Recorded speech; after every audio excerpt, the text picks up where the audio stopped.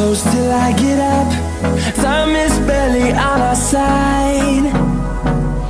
I don't wanna waste what's left. The storms we chase are leading us, and love is all we'll ever trust. Yeah, no, I don't wanna waste what's left. E aí, meu povo, tudo certo com vocês? Mais um vídeo do Pincelão. Gente, a cada vídeo eu sinto que tá mais perto de acabar. É tão triste porque, querendo ou não, é tipo assim, minha viagem já acabou, vai fazer um ano agora, dia 14 de maio. Mas, como eu tô fazendo os vídeos desde o ano passado, tipo, é meio que como eu ainda estivesse vivendo a viagem, entendeu? É como se não tivesse acabado. E aí, saber que os vídeos estão acabando tá me deixando tão triste, nostálgica e com vontade de viajar de novo. Na verdade, minha vontade nunca some. Eu já volto de viagem querendo viajar de novo, entendeu? Já tô na viagem pensando na viagem. É tipo isso. Enfim, o episódio de hoje a gente vai falar sobre a República Tcheca. A cidade que eu conheci lá foi Praga.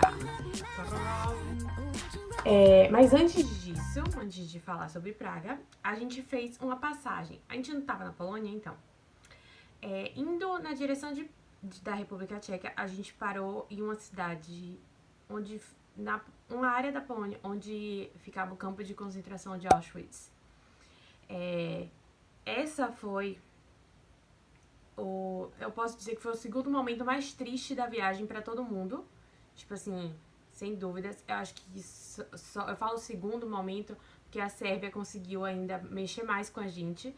Eu vou explicar o porquê agora. Sim, eu não tenho nem como comparar o que aconteceu em Auschwitz com o que aconteceu na Sérvia. Mas o que eu digo quando foi o segundo momento mais triste, assim, porque não impactou tanto a gente, por quê?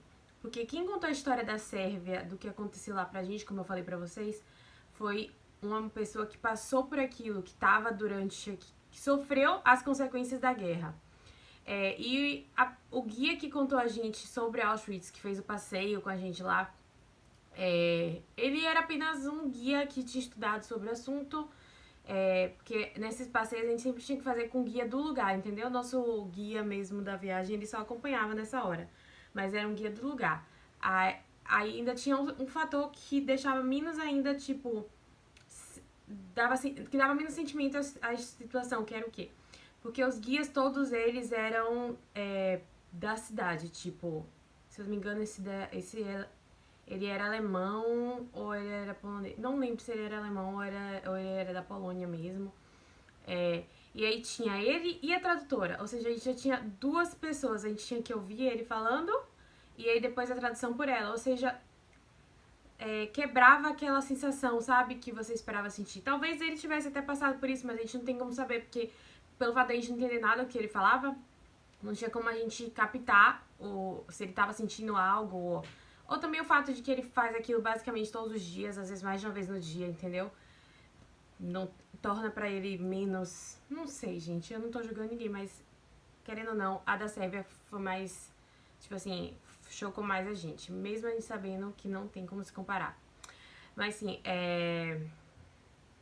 eu não tenho muitas fotos de lá, assim... Tipo assim, eu tenho fotos do lugar, eu tirei algumas, mas eu evitei tirar o máximo de fotos de várias partes. Inclusive, tem áreas que a gente não é permitido tirar fotos lá. Porque, assim como na Sérvia, eu não me senti confortável em tirar foto do que... Porque o que eles estavam mostrando pra gente era apenas um lugar onde houve nada mais do que sofrimento constante de milhares de pessoas. E você vê restos de tudo aquilo, de quando elas estavam lá. Você consegue imaginar, sabe? Quando eles mostram, tipo assim, tem uma parte lá que é tipo, roupas que eles usaram, utensílios e tal. Você consegue, naquela hora, você não vê os utensílios, você vê pessoas, tipo, você vê tudo aquilo. Porque eles têm muitas fotos, entendeu? Também dos momentos. E aí você meio que... É nessa hora que te marca mais, porque você junta a imagem daquela criança com a imagem de um sapato que você vê lá, de uma boina, alguma coisa. E nessa hora que você fica assim, tipo, sem saber como reagir. É uma coisa assim muito, muito tensa. E tem uma amiga minha da viagem, a Beck, que é a que eu falo sempre aqui, ela é judia e eu fiquei muito preocupada com ela durante todo o percurso, porque tipo assim, foi a primeira vez dela lá também. E mesmo ela, claro, como todo mundo sabe da história, eu acho que é difícil pra ela, mais do que é pra mim, saber, porque foram, querendo ou não, pode ter. Eu não sei como a história exatamente dela, ela não me falou com relação a isso, porque ela não quis falar lá na hora. Se antecedentes dela tinham passado por aquilo, eu não sei exatamente como foi, mas saber que, tipo, pessoas que eram como ela, se fosse hoje em dia, poderia ter sido ela ali, é muito complicado. Inclusive, a gente viu muitos grupos de judeus lá, alguns ainda estavam com a bandeira, alguns dos grupos estavam com a bandeira andando pelo espaço. Eles gritavam algumas coisas, mas eu não consegui entender o que era exatamente. Eu vi essa experiência que a gente teve nesse lugar, tanto nesse lugar quanto na Sérvia, como uma experiência muito impactante, tipo, meio que reveladora. Você para e pensa muito sobre a sua vida quando você vê aquilo, as coisas que você acha, que você julga serem difíceis, complicadas. É o que até passou quem assistiu a final do BBB, quem viu o BBB com o Kaysar e tal, que muita gente julgou ele e tal, falou assim, mas a gente também vive aqui numa situação horrível. Sim, a gente vive numa situação horrível no Brasil, mas não tem como se comparar a viver em um espaço que é constante guerra. E não é, tipo assim, você aqui no Brasil, por exemplo, você tá aqui na sua casinha, feliz, massa, e aí se você for pra uma área, é uma área que parece uma zona de guerra aqui em alguns lugares no Brasil. O Rio de Janeiro tá parecendo uma zona de guerra ultimamente. Mas se compare, qualquer lugar que você ande, você não ter segurança em lugar nenhum, nem na sua própria casa, entendeu? É muito complicado isso. E aí, você vê que como ele Kaysar se comportava, por exemplo. Ele podia ter, tipo, mostrado a pessoa sofrida, ou falar, tipo assim, ser uma pessoa triste, entendeu? Por tudo que ele já passou. Mas não, tipo assim, mesmo sem a família dele, eles mostram uma pessoa incrível. E, tipo assim, mostra que as coisas são tão pequenas que a gente não precisa ligar tanto pra isso, tipo, focar só no ruim, entendeu? Você tem que pensar, tipo assim, eu sou uma pessoa muito realista, eu não sou nem otimista nem pessimista, eu sou realista. Eu sei quando as coisas não dão pra acontecer e tal, mas eu tenho muito tentado pensar de maneira otimista com certos aspectos da minha vida, porque mal não vai me trazer, entendeu? Às vezes até ajuda muito. É que nem aquele livro Segredo, se você pensar muito e tal, de maneira boa e tal, que você vai conseguir aquilo, você vai conseguir, entendeu? E a experiência de ter passado por esse campo foi muito, muito, muito intensa pra mim. Eu acho que pra todo mundo que tava lá comigo. E eu recomendo pra todos que pensam em fazer viagens próximas ou na Polônia mesmo, nesses lugares, e conhecer.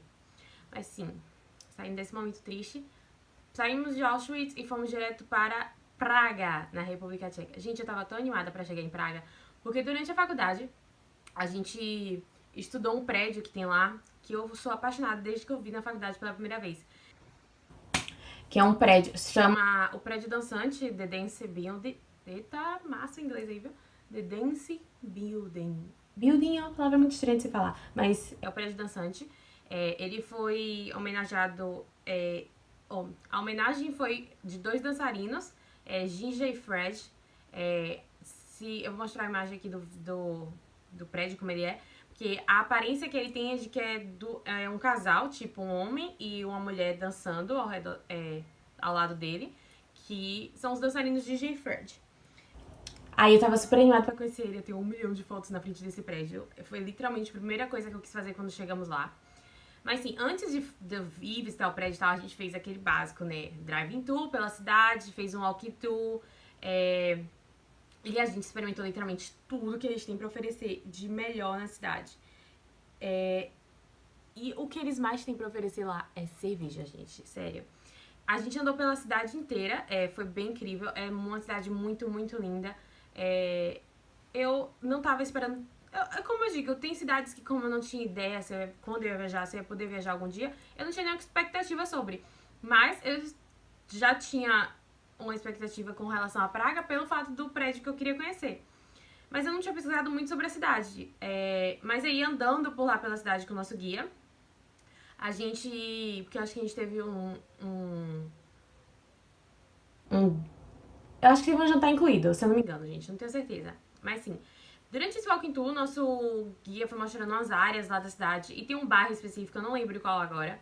Mas foi nessa área que ele contou pra gente que ele disse que é uma cidade que é muito controlada pela máfia.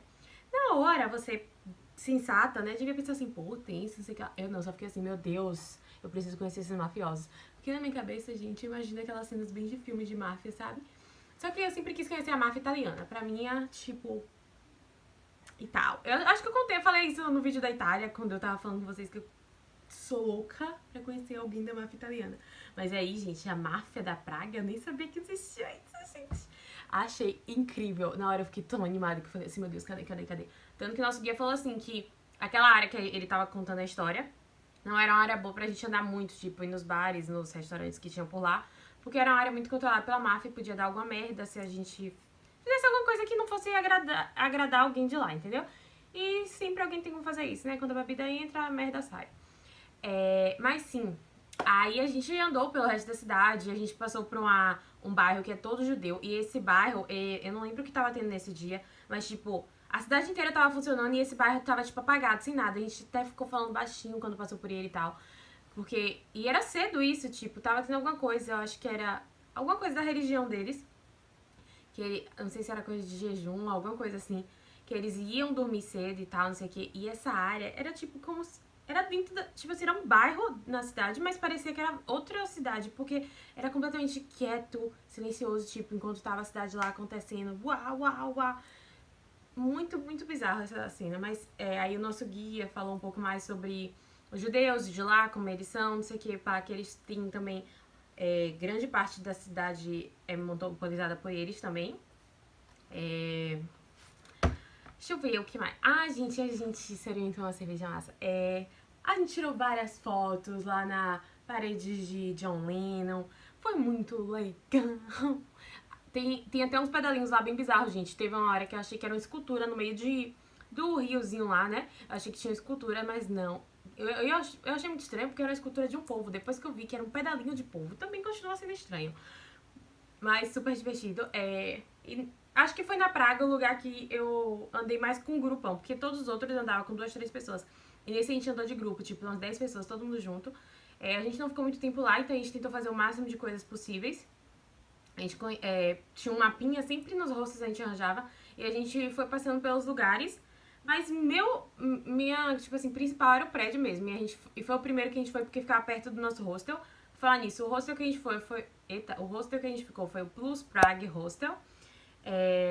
Muito, muito legal também. Esse hotel a gente já tinha ficado em algum na rede deles, eu não lembro em que isso foi. Se foi antes ou depois, gente, eu tô em dúvida agora. Mas sim, ele é legal, tem um fundo massa, tipo um quintal, uma área lá que a gente fica. A gente encontrou outras pessoas da Top Deck lá de outros grupos, como eu já falei que a gente encontra às vezes. A gente teve uma confusão no final da viagem que foi massa. Tipo, eu já tô contando no final porque, querendo ou não, foi exatamente isso que a gente fez. A gente conheceu bastante lugares lá, foi massa, foi massa. Vou mostrar as imagens aqui pra vocês, como eu sempre mostro. Mas sim, deixa eu contar o babado. A gente saiu, né, pra uma festa.